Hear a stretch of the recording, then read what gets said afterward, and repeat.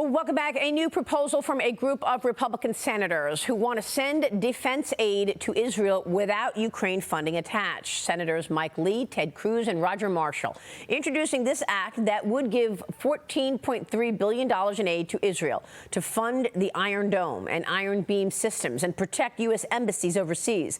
It also allows the U.S. to stockpile more ammunition in Israel and strips all aid to Gaza that Hamas could obtain. Joining me right now is Wisconsin Senator Ron Johnson, a member of the Senate Homeland Security Committee. Senator, good to see you. Thanks very much for being here.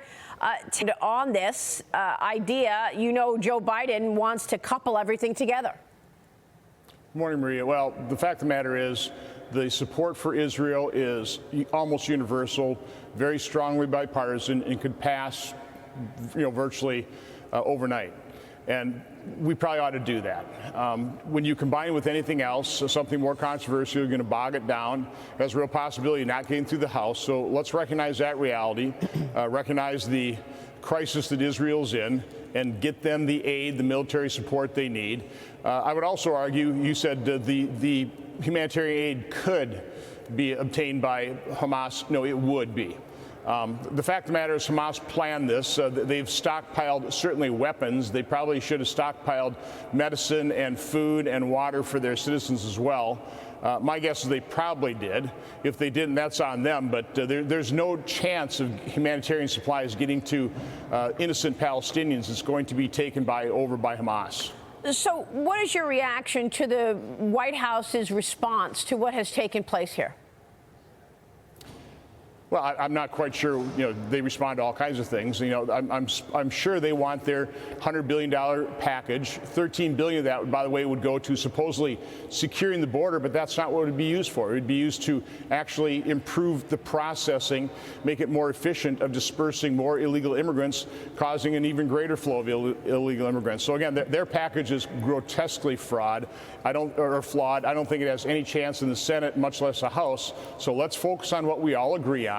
That's supporting Israel, get it passed as quickly as possible. Yeah, I guess what I'm saying is partly how we got here and partly the inability of this White House to tie Iran to any of this. I mean, look, we have watched the White House lower sanctions on Iran, enabling Iran to generate billions and billions in oil revenue. We have watched many say that Iran is behind this. The Wall Street Journal reported that the Hamas fighters, the Hamas terrorists, trained in Iran. And the White House was quick yesterday to come out and say, we have no evidence of that. We don't think it's true. Well, again, the White House is fully aware that the coddling of Iran began big time under the Obama administration. Right. The very, ill-advised the nuclear agreement. Of course, they never abandoned their nuclear program.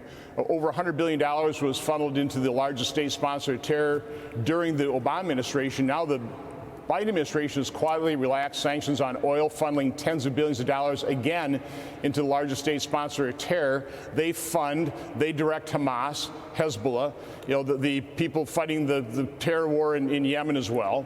And that is what is happening here. They've been trying to appease Iran. All they've really done is embolden Iran and giving them the resources to carry out these terrorist attacks and these wars. Yeah. So what about what the White House wants in terms of an ambassador to Israel? The president's nominee for Israel ambassador is Jack Lew.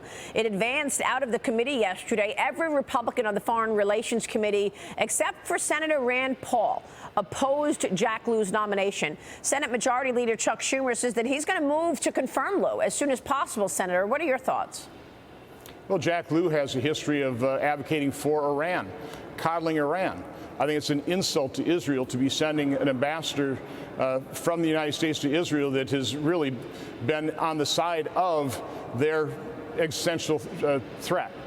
So that's why Republicans voted against it. But this administration has literally populated this administration with some of the most radical leftists and people that simply make no sense. And Jack Lew makes no sense as ambassador to Israel. Who would you like to see there?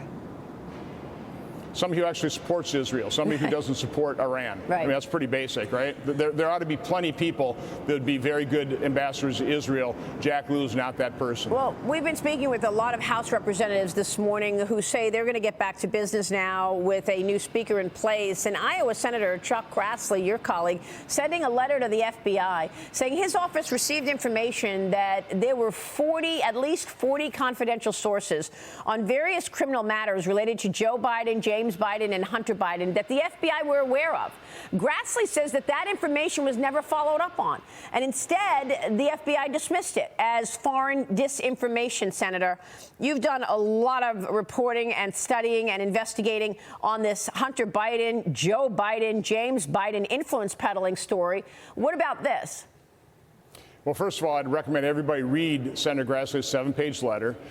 God bless the whistleblowers that are coming forward to his office. He's the perfect person. He's a champion of whistleblowers. But what this is showing is just pervasive corruption at the highest levels of the FBI, and not just in the Biden administration. This obstruction of justice, this obstruction of these investigations were occurring under the Trump administration, under Attorney General Bill Barr. Again, I don't know whether Attorney General Barr was aware of it, but his underlings were certainly frustrating. And of course, what they were doing is they actually had a scheme to downplay, not only downplay, but to denigrate any derogatory information on Hunter Biden, calling it Russian disinformation. Senator Grassley and I were both actually, targets of that operation to dissuade us off of our investigation of Hunter Biden as well. So this is corruption that runs deep inside some of the top offices of the FBI, and people ought to read that letter, and we need those witnesses coming forward. We need more whistleblowers, but these individuals that Senator Grassley lays out, they need to be interviewed by Senator Grassley. Hopefully my office can be involved in that as well, and certainly the House. Well, James Comer released more information about this, saying that Joe Biden received a check for $200,000 directly to him from his brother at a time that his brother was still being paid by the Chinese. Where are you expecting this investigation to go? Well, we're going to fill in more of a piece of the puzzle, and that's what Chairman Comer's done a great job of, building off of our foundation. Senator Grassley and I laid out all the transactions flowing into the accounts of this labyrinth of companies designed for money laundering. Now we need to find out all the bank records of the money flowing out to various Biden family members, and the bank records we need most of all are President Biden's. We need to know where he has bank accounts. Are they all in the U.S.? Does he have some in the Cayman Islands? Does he have some in Switzerland? Who knows? That needs to be thoroughly investigated. But the problem is, over the number of years over past administrations, the FBI has thwarted legitimate leads and has prevented its agents from actually investigating Joe Biden's corruption. And of course, we also know that this investigation is going to resume within the House. Senator, what do you want to see? You want to see Joe Biden's records? I don't think you're going to get your hands on that.